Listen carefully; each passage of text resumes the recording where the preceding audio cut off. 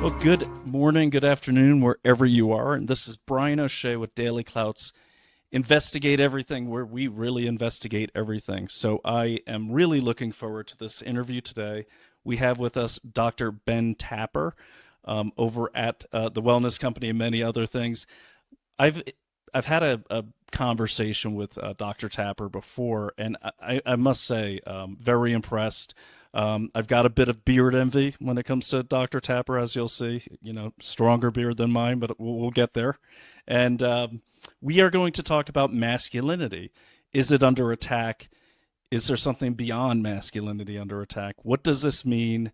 How are things being attacked if they are in fact being attacked? And what you can do to defend and overcome against such attacks, especially that attack against masculinity.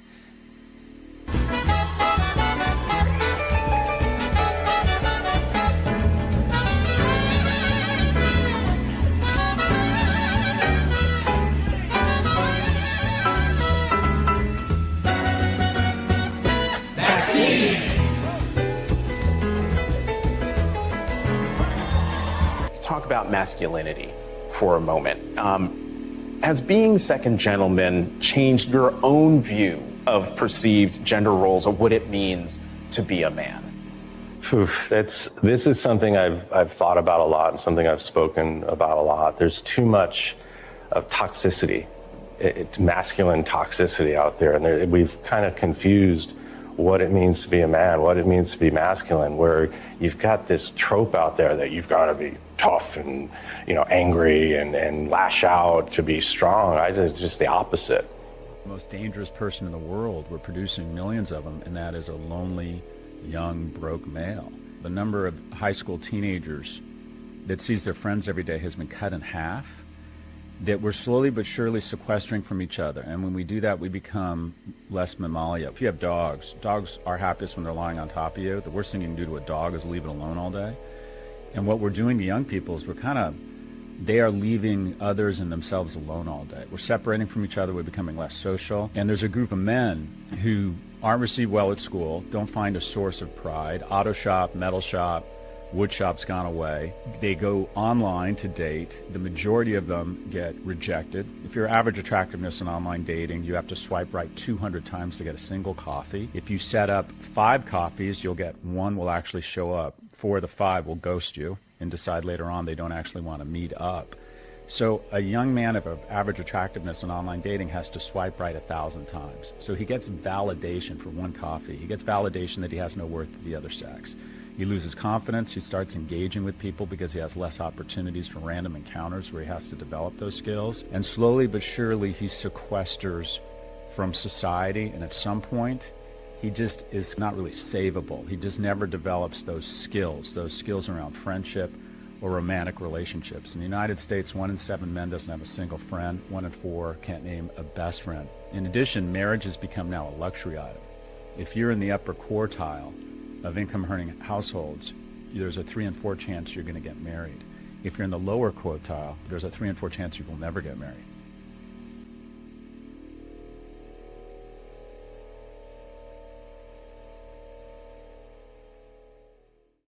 Okay, well, that was horribly depressing, and it's hate to start off a conversation that way, but I think it's a good conversation starter. So without much further ado, let me bring Dr. Ben Tapper to the stage. Hey, Dr. Tapper, good morning. Thanks for joining me. Yeah, good morning, Brian. It's good to see you. Good to see you as well. I think we should just get right into it based on that cut. What are your thoughts? Oh man, there's so much to unpack here. First of all, the cringe worthiness of that video, the vaccine propaganda. I mean, if you can't see through the propaganda in that video, I'm sorry. You might have the eyesight of an eagle, but the vision of a clam, right? I mean, I am sorry. It just baffles my brain. But we were fed massive amounts of propaganda, and again, zoomed out at a 30,000 sky foot view. What is this all about? again, I believe this is spiritual warfare. This is ideological warfare. And again, as you pointed out, it is a war on masculinity. We are in trying times. And why are they coming after masculinity? Why are they coming after strong men? Because they fear that one man with courage, the courage to stand in the gap. And Thomas Jefferson said it best, one man with courage is a majority. And why do they fear that one man with courage? Because the man that is willing to stand in the gap in the face of oppression is a threat to the establishment, threat to evil, and a threat to tyranny, because he influences and motivates others. Just look at David versus Goliath. David stood in the gap. He heard a giant mocking God. He felt convicted. His convictions were greater than his fear of death, fear of persecution, and fear of the enemy. And he stood in the face of that evil. And we need good men now to stand more than ever before and to fight this whole system that's coming after our children and coming after our family, coming after our health, and coming after our men. So, and I agree with all of that. Who do you think they are? Who is coming after all this? Who is attacking us? And I have my thoughts, but I'd like to hear yours.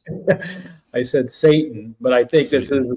I do think it's all evil. I mean, it's just, evil men think they're wise in their own eyes. They think they're doing good, which is criminal. But I do think that there is an agenda here.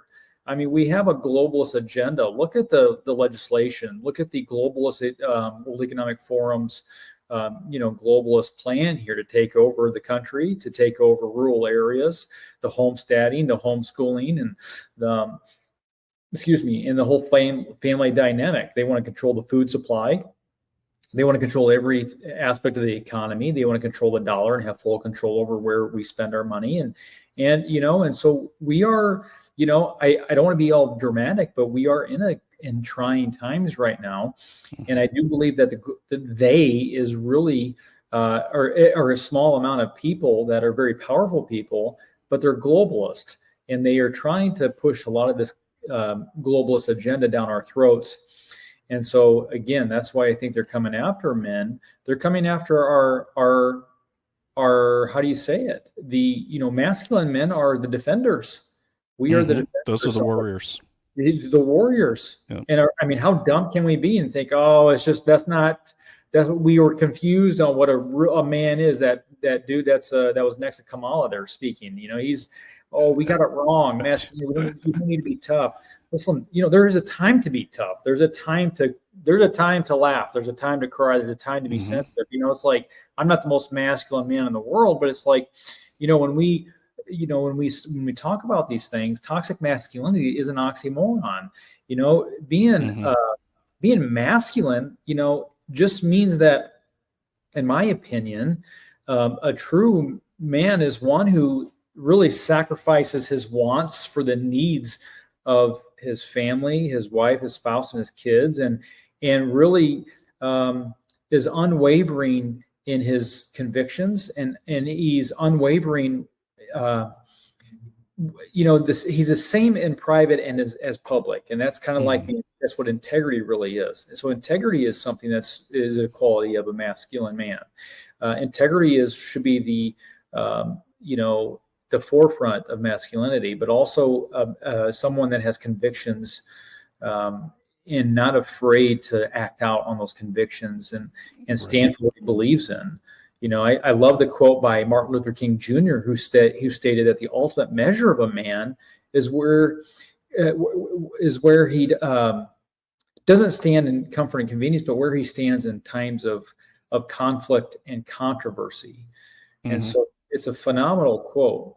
So, well, let me back up a little bit. And I know the quote, and I also when you talk about that, all that comes to mind is Winter Soldier, Summer Patriot, or the variations of. And I always have thought of myself as a winter soldier because things have always been kind of tough, and I think for a lot of people, but it's just you get used to it, whether it's your income level or being in the military or something like that. And I always felt like those tough times actually make you stronger. But before we go further, can you tell my audience a little bit about you? What do you do, and how you became interested in this subject of especially many things, but also masculinity. I was my wife, Dr. Naomi Wolf, insisted I speak to you. I run several shows, and this is a constant topic because for myself and my co-host on a different show, JJ Carroll, it's hard not to go down that just desperate, angry spiral of like, where the hell are all the men besides present company? So can you tell us a little bit about you, your career, and how you got to this point in your life? Yeah, absolutely. Well, first of all, my name is Dr. Ben Tapper. I've been a chiropractor for over 14 years. I studied epigenetics, the epigenetic model. I studied vaccinology for over 20 years, adverse reactions, in the wellness paradigm. And I dabbled in functional medicine, but I am also the director of epigenetics for the wellness company. I spoke out. I would put on vaccine lectures for over a decade, and I would talk about how the government is manipulating data to coerce people to get different vaccines. They scare people, and they really falsify and pervert data to promote vaccinations, and that's really called coercion. And so I spoke out early in 2020. The video went viral, my speech went viral, and then landed me on a list by the Center for Countering Digital Hate. Basically, they came after me and said I was responsible for 65% of the so-called misinformation on the vaccine, or all vaccines in general. And I was like, dang it, I'm shooting for 100%, right? I'm laughing because I know that I know that group, and I was investigating them, and they really need to work on their math, because if you add up how many people are responsible for 65% or above 50% of misinformation, you get a percentage in the thousands. That's at Imran Ahmad. Yes. They actually they were all like government political like interns and stuff in the UK government. Yeah. Oh, dude. Yeah, their roots run deep, and it's comical because if you look at their tax returns, they only have one employee, and it's Imran. Okay, and then if you look, and the president is Imran, and they only have one other board member, and that dude's got ties with Hillary Clinton, and it's just the whole. It's basically a, it's a tyrannical organization, and it's a false. Anyway. But so if you ever read that article, people say it's a badge of honor.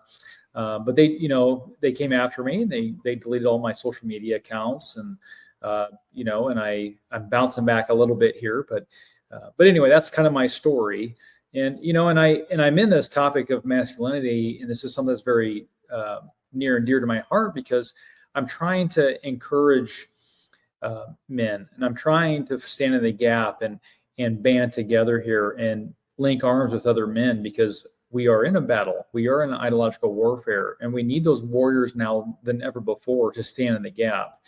And, I'm inspired by the quote by Sam Adams, and he said, it doesn't take a majority to prevail, right? And in history, you've always seen that. We don't need to necessarily have a majority of men to stand in the gap. We just need a small convicted few. And again, Sam Adams said that it doesn't take a majority to prevail, but rather an irate, tireless minority of men keen on setting brush fires of freedom in the minds of the people. So again, where are those men? And and we just have that convicted few. And look at the movie 300, where the 300 men went after the Persians, and look at the damage that they did when they stood together, banded together. And I believe firmly that a triple braided cord is much stronger than a single strain. So if we band together, link arms, and stand in the gap, then we can really change the course of this country, and we can win this warfare that we're in. But they are coming after the men. They are coming after the masculinity. We're being told that the masculine man, oh, you're just confused, or you're hateful, or you don't have a gentle heart. And I do have a gentle heart. In fact, I'm very sensitive, and I'm not afraid to cry, and I'm not afraid to tell my kids and my wife or people that I love them dearly. I will hug them, and I don't care. And, people think that, masculinity is like, we can't cry, or we can't be sensitive, or do these things. Well, we can, but you have to look at the physiological responses too of masculinity, like testosterone. And we have ever since the 70s, look at the massive decline in testosterone levels in men. Big time. And I wanted to let me, if I just can bookmark in here. What you're saying is really interesting because what I have noticed is, well, if you, obviously throughout history, when one nation or one group is attacking another group, they they always take out the men because the men are on the battlefield. But even after like one tribe conquers another, the men are done.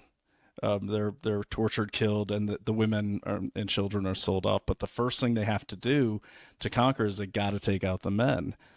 And so, in a lot of my research, which is really focused on the Chinese Communist Party and unrestricted warfare, and their goal to be the global hegemon by 2049, you see within a lot of the, I would say, the CCP culture, the Lao Beijing, the normal man and woman in China, they're in a worse spot than anyone. But the ruling massive party, there is a constant focus on masculinity.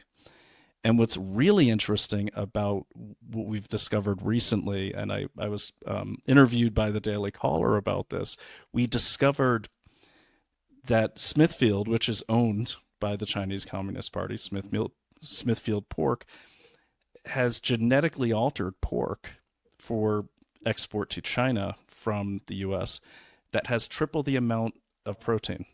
Now, when it gets there, those pallets of that super protein dense pork are set aside for the PLA, the People's Liberation Army, while the rest of the country gets the scraps.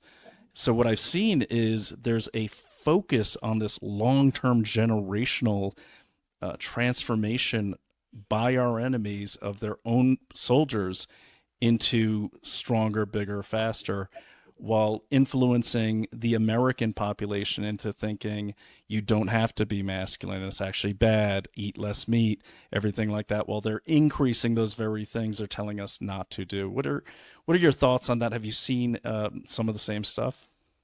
Well, I just know, I mean, I haven't looked at the CCP's strategy there, but I don't doubt it. I just know from a clinical side, just testing labs on men and watching a complete flatline testosterone level occur, or just a massive decline ever since, the last 12 years, I've seen declines. I think testosterone. So you have actual empirical evidence to show this decline? Yes, 100%. I have clinical data to prove it just in my own four walls here. I have seen levels, normal levels of, testosterone that should be extremely higher than what they are in what appears on an outside view seems to be normal, healthy men, but they come in because they have some health concerns, and we run labs and we see that their testosterone is completely flatlined. And we run different tests like a SMP test or stress and metabolic profile test. Where we test saliva 4 times a day, and we get kind of the circadian rhythms of hormones, because all hormones are on circadian rhythms. So we want to measure multiple times a day, and that's really the most accurate way to test hormones. And so when you do that, you get to see kind of where testosterone levels are at and cortisol levels. And I do think that it's not only from our foods. I mean, we have foods like, look at soy. Soy's been genetically modified now, and it's extremely high in phytoestrogens, which affect our hormone levels. But you look at, also the amount of stress that we're under.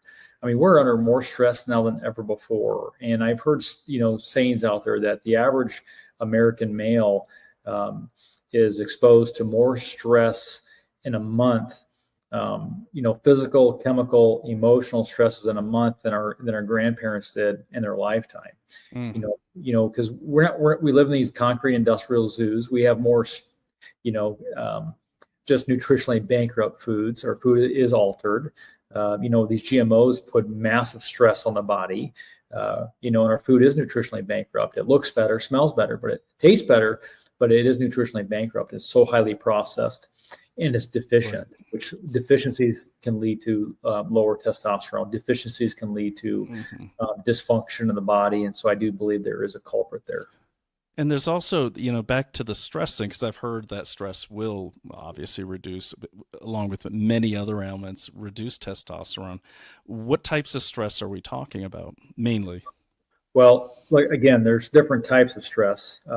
the most prevalent would be emotional. When I say stress, people like this kind of automatically just go to and think emotional stress. Emotional and spiritual stress is a real thing.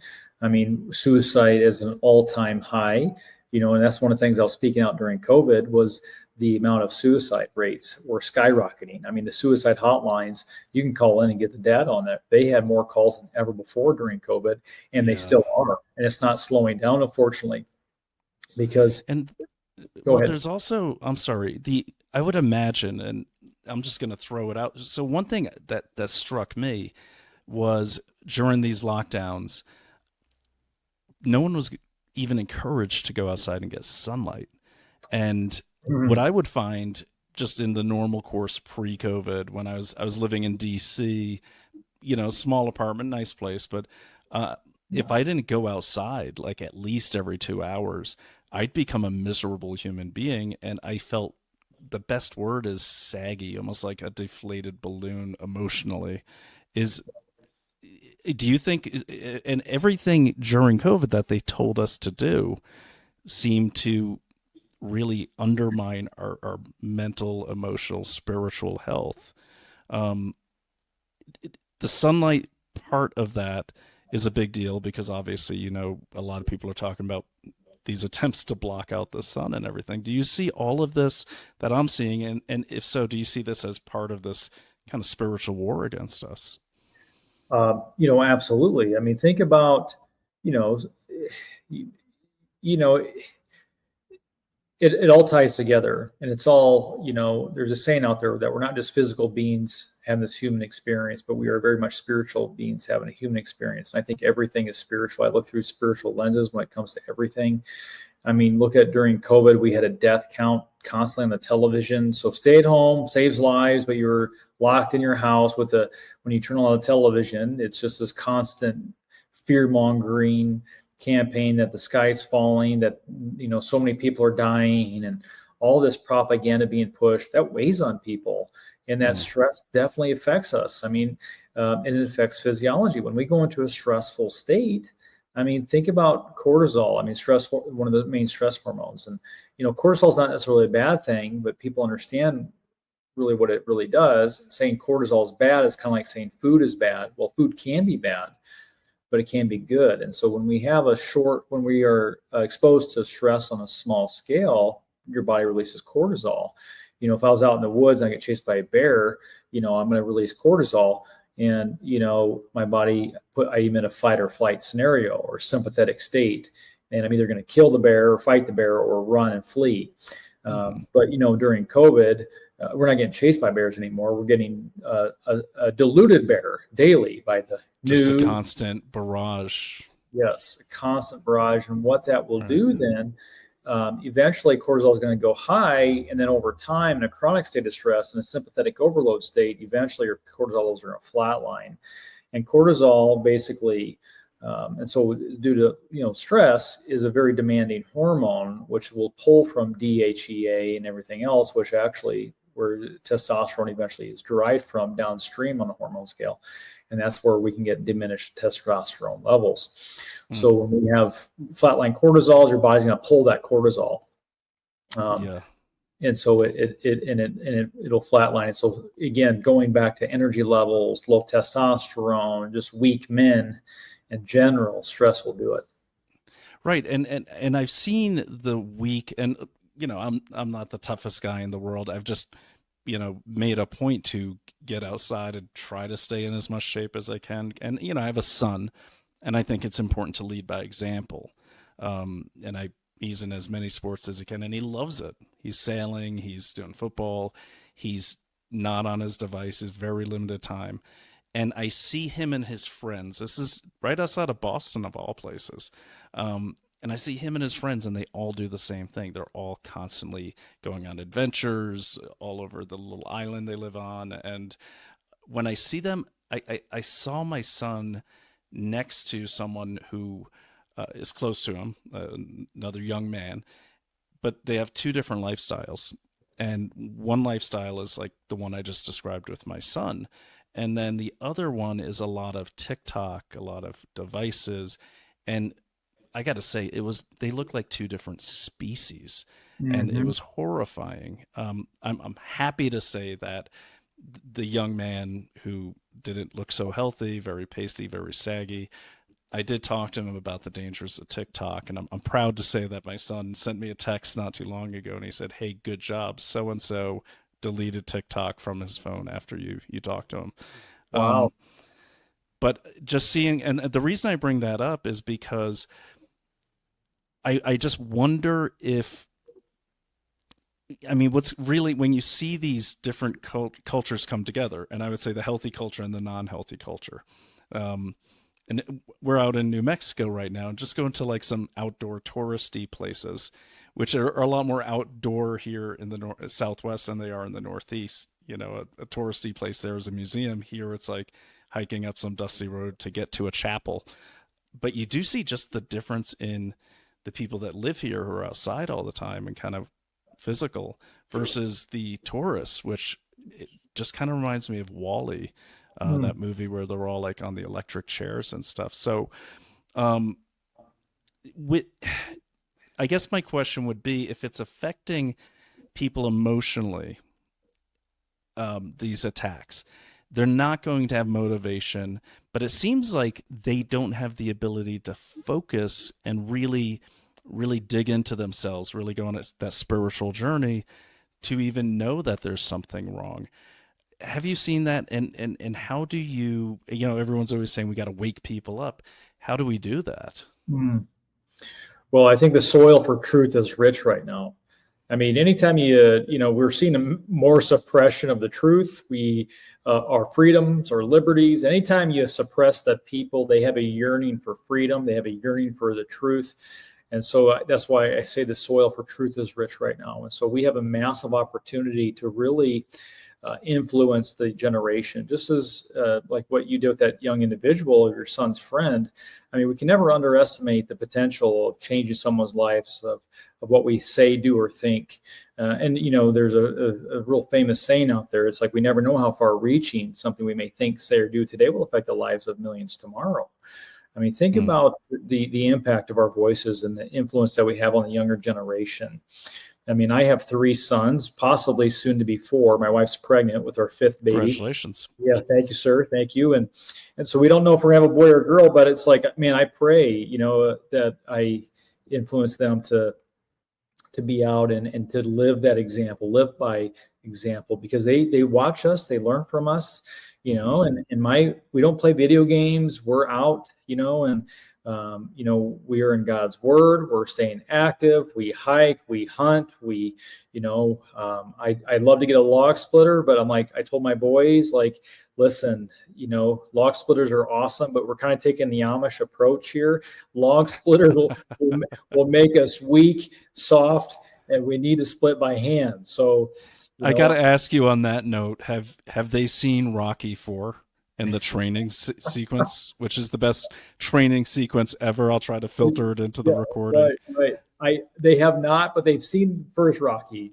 We haven't watched all the Rockies. I mean, there's like 20 of them, but we need to watch. There's a lot of them. Yeah. Yeah, but the 4th one, I do remember the outdoors, right? Him split wood. Yeah, he's in like Siberia and he's running up mountains and throwing logs and splitting. Yeah, it's a great scene. Oh, dude, it's great. And so my 11-year-old son, no kidding, is splitting by hand. Good for him. With an 8-pound maul. I mean, that's my maul. I swing that, and my 11-year-old son is showing me up with that thing. And so I'm like, dude, he's going to be a beast. He's already just strong as an ox, and he loves it. He was out there asking, because he saw me split, and he goes, Dad, can I split? And he's been asking me. So for the past few years, he's been watching me split by hand, and now he's able to swing that maul, and he's already split a full cord of wood, which is really impressive for a boy his age. But again, we need to influence our youth and really just live by example. But I think it's awesome to see that generation, because there is hope. We must not lose hope with our young generation. And again, we can't underestimate the potential of what we think. Totally agree. Totally agree. And it's funny you mentioned the log splitting. So I grew up in a family of 9 kids. So there were two girls and 7 boys. So obviously my dad was a pretty tough guy. So was my mom, was a pretty tough girl. But our punishment used to be up in Maine. If we'd cut up, because you always mess up, and then mom calls dad, and then you're like all day long, you're like, dad's coming home, we're done. He would always come home with a new punishment because we were too big to, like, be punished any other way. But he was smart. You'd see the flashing light through the snowstorm, and it was his pickup truck and two others behind it dumping out cords upon cords of wood that had to be split and stacked in the basement, and we were not going to bed till it was done. It was very Rocky IV-ish. Oh yeah, it's good. It's good. But I think exposing the kids to these physical things, it is, anyone who's worked out for a significant amount of time, they know you become addicted to it, just as you can become addicted to the wrong things. And I think that everyone should, as much as they can, try to expose a lot of these kids to outdoor stuff. I think outdoors is a really, really big deal, even in the city, even if you're going to the park. Would you agree with that? I mean, getting outside and getting these kids to move, motion is lotion and movement's a nutrient. And, and so we need to move. Right now we are more sedentary than ever before. We sit more than we ever have in the past. And again, it's these phones, these apps on the phones, the technology, the screens. I mean, think about it. When we are on these screens, we don't move. It's terrible. It's terrible for the spine. It's terrible for the nervous system. Right. And that affects our physiology, that affects our development, that affects our testosterone, that affects muscle growth and all that, everything above. So again, we need to get out and move, absolutely, and get these kids outdoors, get them to really appreciate movement. And they like it too. Like, I've noticed there's a young man who shall not be named because I'm not allowed to, but he spent the pandemic with us because the college had shut down. And we have trail cameras everywhere. So at the time, I had a booming private investigation business. We got locked down. I had a ton of cameras. So I'm like, well, hell, I'll set them up out here in the wilderness where we're living. So those cameras would catch this young man from the beginning to the end, but I could actually see the posture change as I'm encouraging him to help me dig this ditch, and we've got to move this thing. But over the course of 4 or 5 months, when I was just erasing all these trail cam footages, I noticed, I'm like, wow, if you framed it, you'd see this slump go into this man, and Right. he was really loving the axe and just physical activity and just being outside. Mm-hmm. But what I've noticed, and I wanted your thoughts on this, we were watching I was waiting for my wife's train, so I was in Hudson, and I was watching people pass by. And there's a lot of tourists up there. There's a kind of an outdoor market that a lot of the tourists go to. But what I noticed was this posture. And it's almost like this S-shaped posture where the necks are kind of like forward and pointed down, and then kind of like the gut kind of comes out. And I said, Naomi, look at that. They all look like the letter S, except for a few. Have you seen that, and what is causing that? Well, Or is it just something I happen to see? I mean, we have an explosion of anterior head carriage. And just really, again, we call it tech neck. Looking down, every inch of the head protrudes forward is equivalent to 10 pounds of strain and stress on the neck, the base of the neck and the shoulders, right? And there's a law in physiology called Wolff's Law, meaning that the tissue, bone or soft tissue, will move in the direction that force is applied, right? So it's called Wolff's Law. So if I were to constantly have my head down, I mean, I see these kids in video games constantly like this, right? Heads cranked down. And that puts so much strain, and eventually over time, that's going to change that posture and the curvature of the spine and promote this anterior head carriage, which is going to cause hyperkyphosis, which is like the hunchback. You're seeing that head protrude forward. And again, it's just because we're not moving, we're not strengthening, we're not building up, we're not focusing on posture. And posture is the window to the spine. So think about their physiology. Think about their nervous system, how well they're functioning. I mean, the nervous system controls every cell, every tissue, every organ in the body. And if that spine is constantly in an anterior head carriage and putting pressure and strain in there, how well do you think their nervous system is functioning? I mean, Right. think of it as a light. I mean, we need to have a expression of 100% light in the body. And if we are not flowing, because the brain sends signals down the spine, out to all of the limb, and it receives those signals. Excuse me. And so if there's pressure or strain or obstructions anywhere in that spine, it's going to affect their potential to express 100% health. It's going to affect them. They're going to have less energy. And they're going to be tired because it takes a lot of energy to keep that posture, to keep functioning at this level, right? So it's way more efficient if we're upright.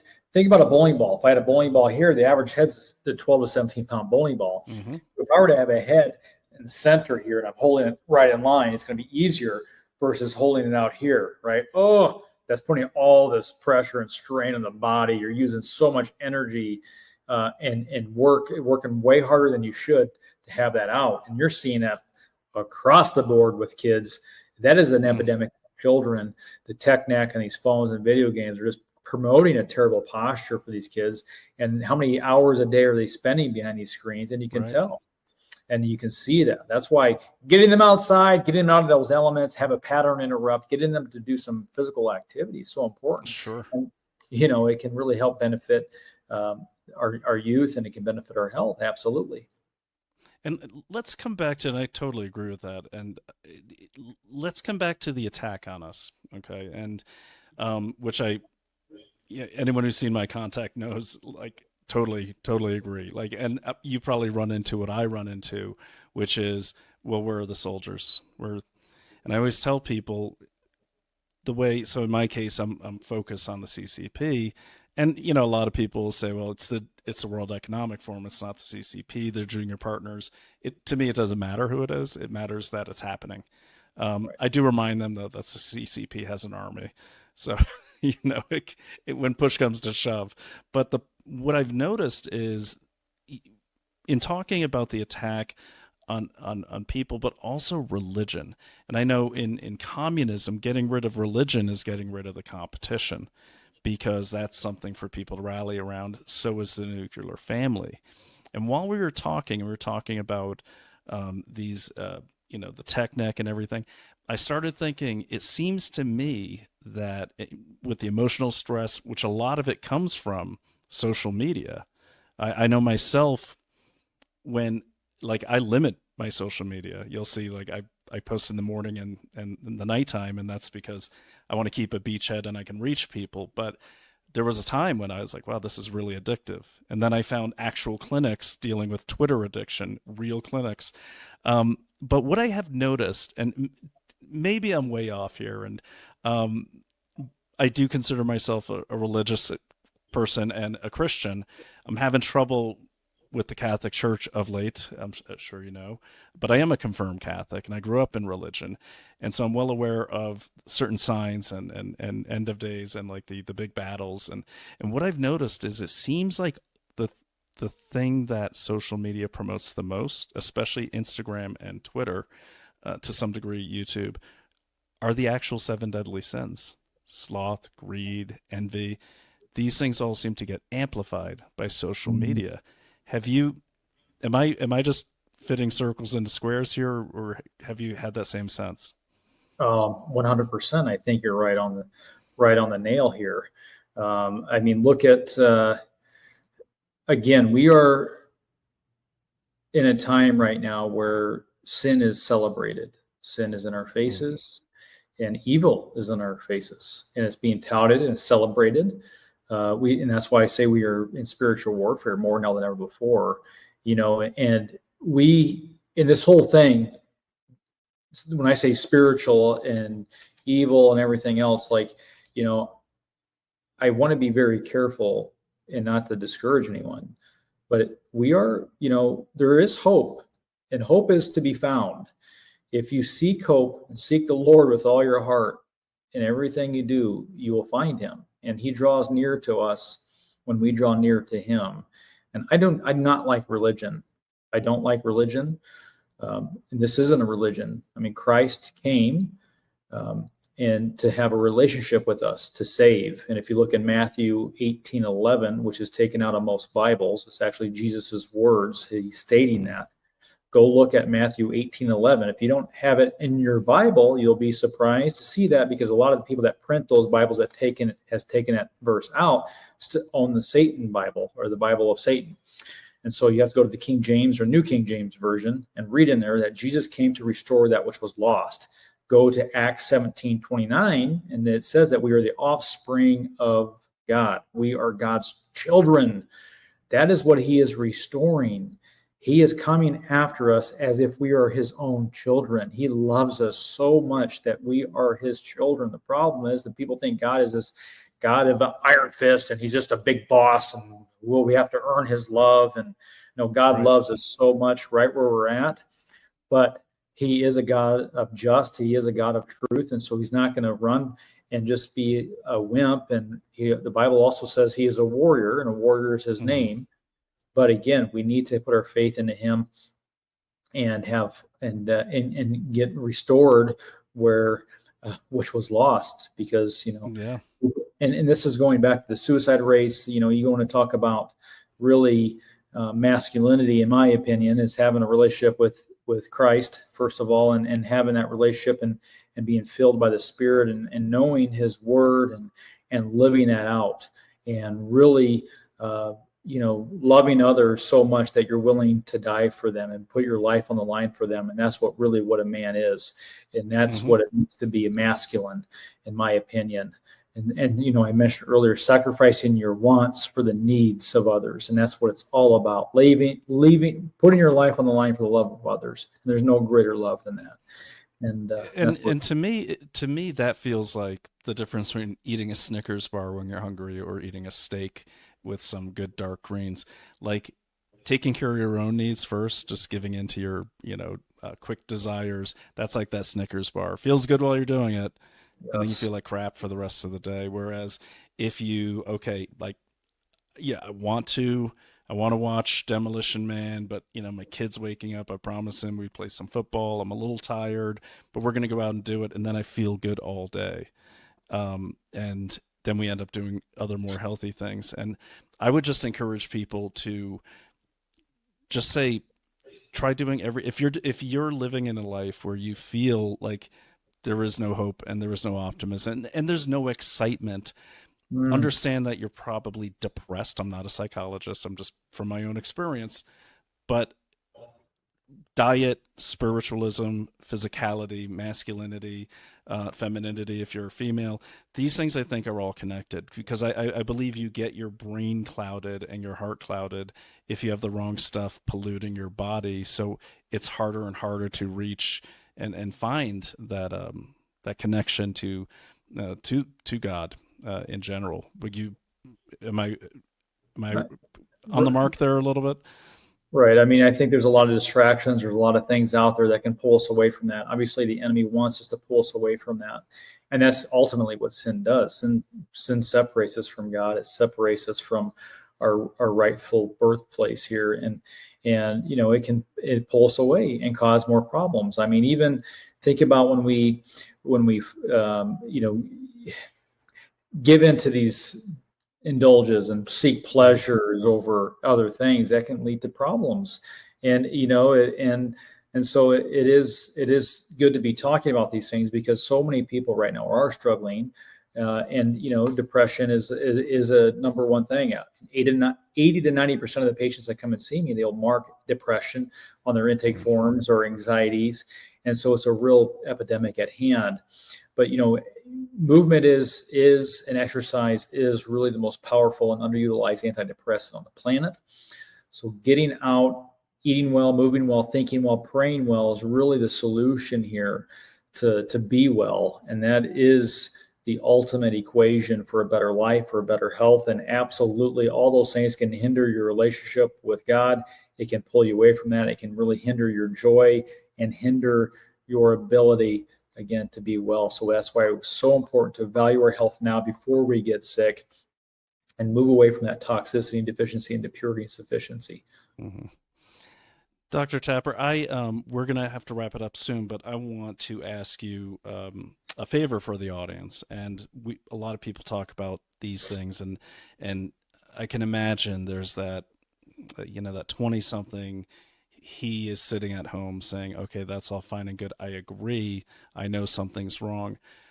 Where do I start? And what would you recommend to that person? Like, where should they start with exercise, with prayer, with spirituality, with nutrition? Like what first steps should they take, a little at a time, all at once? I mean, how would you recommend to that person, okay, here's where you need to start? Okay, I want to encourage those that are listening, those that are right now dealing with something, struggling with something, a situation. It could be a health situation, a financial situation.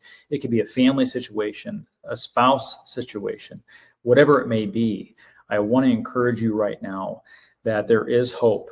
No matter what, in every situation, in every storm, the sun is shining on the other side of those clouds. We must not lose hope. Hope is the most powerful drug on the planet. And put your hope in Christ. God comes and meets us right where we're at, no matter what you've done in this life, no matter what sins you've done or what hardships or struggles or whatever bad things you've done in this life. God's love covers all sin. God covers our mistakes. We fall 7, but we get up 8. And it's like an Etch-a-Sketch. The 90s Game Boy, you draw those pictures on that Etch-a-Sketch, and that's like this life. No matter what situation, what circumstances you draw on that Etch-a-Sketch, you shake it up and give it to the Lord, and his mercies are new each day. And so, he makes our burdens light. His yoke is easy. Give it to him. He knows your situation. So that's step 1. Step 2 is to stand up and, take a breath. You're going to be okay. And I want you to think well, think positively, do not dwell on the past. And worry and anxiety is like a rocking chair. It gives you something to do. It doesn't get you anywhere. We must think well. Thoughts can change our physiology in a second.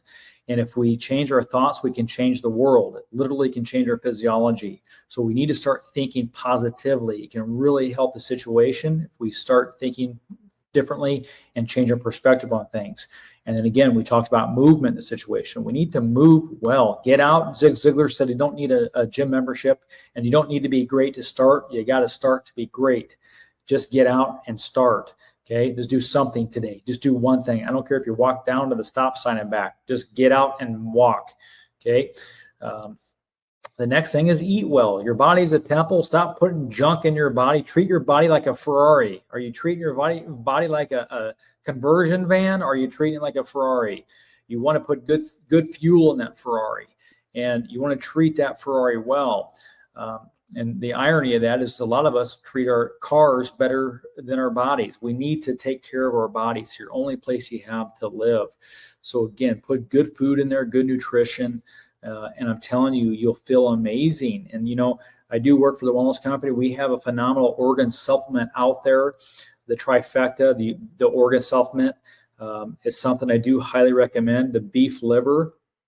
The bison liver. I'm sorry, not beef. The bison liver. It is phenomenal. It's probably my go-to. I'm just actually telling patients about this supplement because the bison is unvaccinated bison.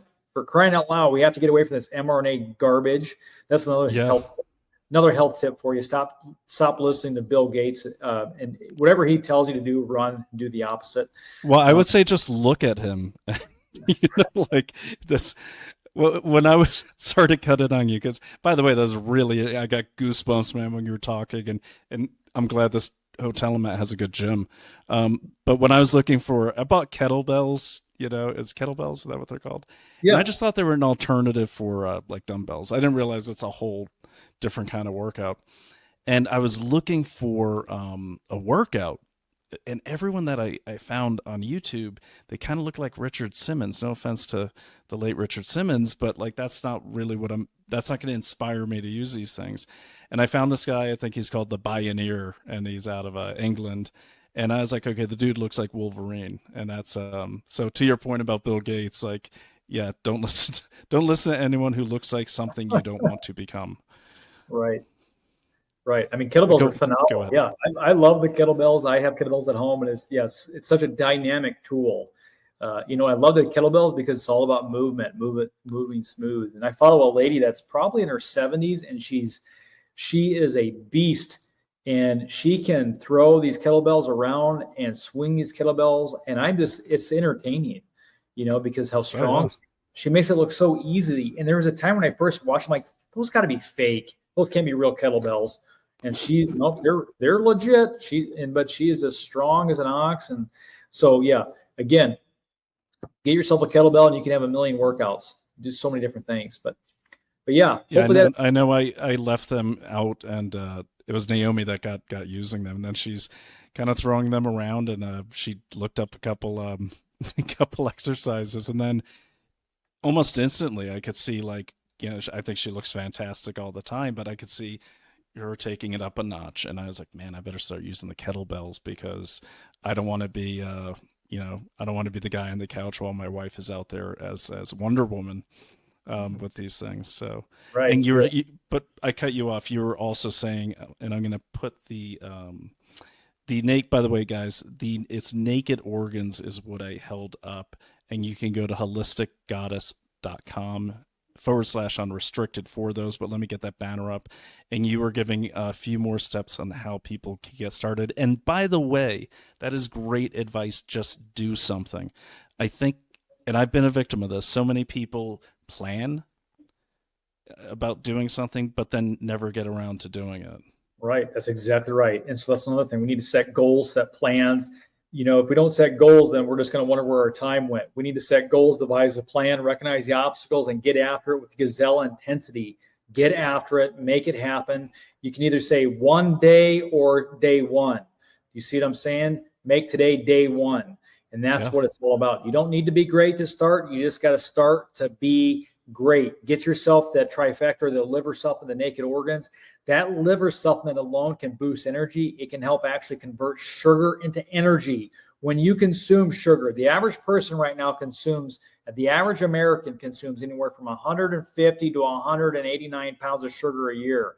Okay. It's hidden in our sauces, our ketchups, our mustards, our foods, our processed foods. So many things it's hidden in. And sugar can do two things. It can either you can use it or you store it, right? And so many people are running on high sugar, processed sugars. And so when you take that bison liver, that liver and the copper in the liver can actually help convert sugar into energy. That's why I did not know that. Yeah, that's why so many people, when they take the liver supplements, it's like, wow, I feel so much energy. I feel energetic. I'm like, well, it's because the copper in there. Liver is one of the best supplements for copper. Bee pollen is the next supplement that's super high in copper, and so many people are deficient in copper. I'm not saying go take buttloads of copper, then it's going to cause other problems, but it is a very powerful mineral to have in the body, and and you could get it from bee pollen. Yes, and so it's something that can actually help. There's so many other nutrients, iron and everything else that are in the liver, but one of the main ones is copper. And again, that can do wonders for the immune system, the nervous system, the cells. It can do so much. I can go on and talk about that. But one of the other main functions, like I said, is it helps convert sugar into energy, which is what we all essentially need. It's interesting. I know we got to go here. I'm doing that Irish Logorrhea thing, but I was detained in Holland on a recent trip there. My wife's book was getting published in Dutch, and I always get detained. It's a long story about my background, but I get detained for like 6 hours. And the only thing I had a half a bag of Heaven's Harvest freeze-dried beef crumble. And I had a whole bunch of Naked Organs. I had the trifecta. I had a bag of the trifecta. And so when I ran out of this delicious freeze-dried beef, I'm just popping the trifecta pills. And I got to say, I've been in those situations before. You're getting off a long plane ride and you just feel pretty bad anyways. And then getting detained, there's no water fountains. It's awful.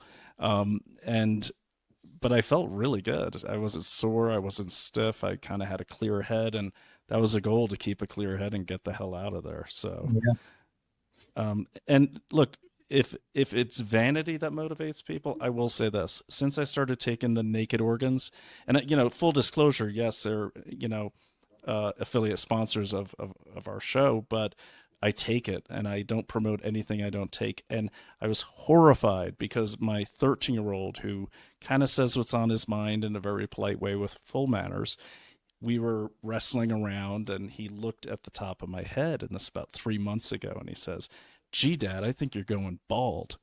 And I'm like, no. And I'm like looking and I'm like, oh no. And I'm looking at the top, and he was right. It looked thin. And that was around the time when I met those holistic goddess folks. And I didn't take it for any other reason but to try out the product and everything.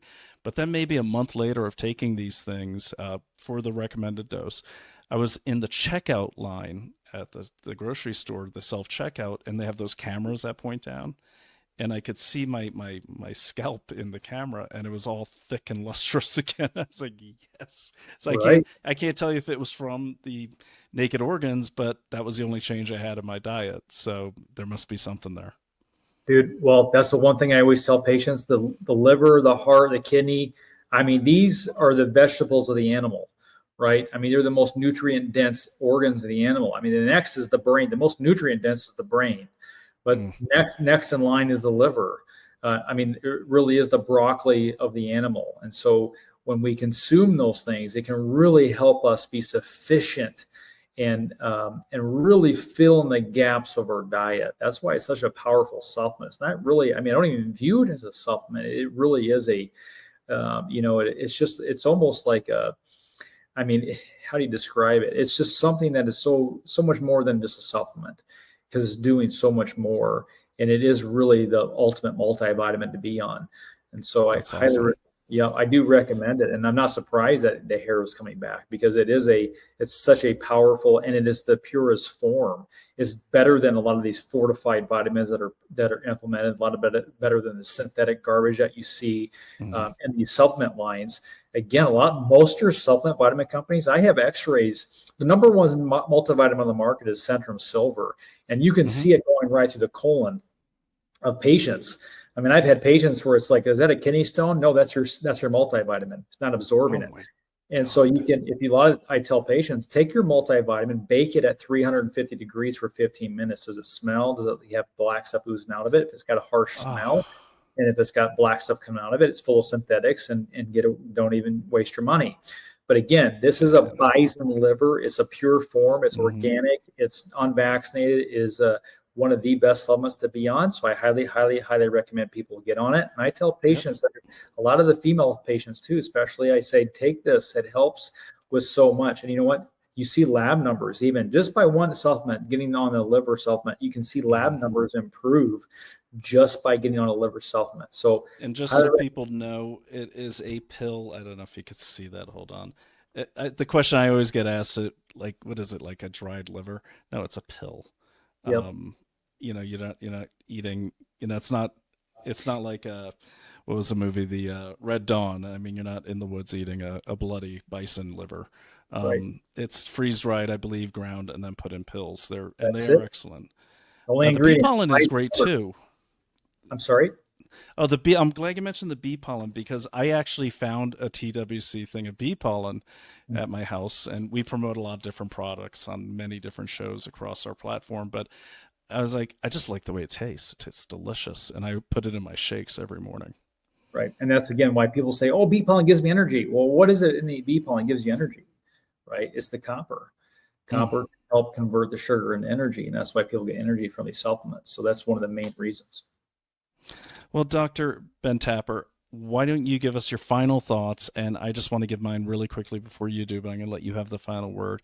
I think everything we're talking about today is really what everyone should go for, is just be your best self. Even if you are not, you might hear possibly the religious part of this conversation and say, that's not for me. Hey, for now, that's okay. Be the best you can be, spiritually, physically, mentally. Be better. And if you have handicaps, like members of my family, I had a sister that couldn't move, and she was sharpening her mind constantly with both spirituality, but also reading constantly. And so I would just say, be your best self. And I think once you do that, you're allowing your brain, your soul, your body to be open to the other energies that will complete that picture for you. So I would give you the last word, and I'll we'll say goodbye after this, but would love to have you back on. But what are your final thoughts for the audience? Well, again, Brian, thanks for having me on. And I just want to encourage your listeners. I just know there are some people in this platform, your audience, that are struggling with their health, or they're struggling with a situation or circumstance. I just want to encourage you that your body's ability to heal, to overcome disease and situations is far greater than anyone, including our government, has permitted us to believe. You can be well to give the body what it needs. Again, do not become your diagnosis, and whatever diagnosis you might have is not a life sentence.